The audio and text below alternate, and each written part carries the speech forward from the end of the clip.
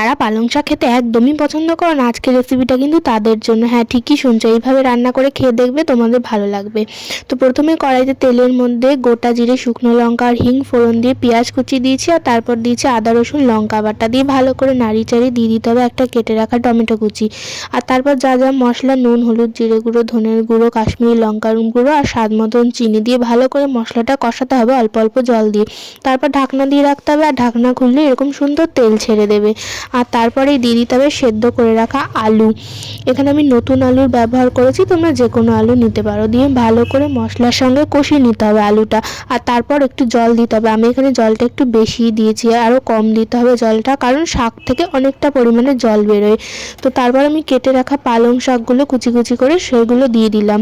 দিয়ে আবার ঢাকনা চাপিয়ে রেখেছিলাম, আর অনেকটা জল বেরিয়েছে শাক থেকে। আর তারপরে এই জলটা কিন্তু এতটা থাকবে না, শুকিয়ে নিতে হবে। নামানোর আগে গরম মশলা দেবে।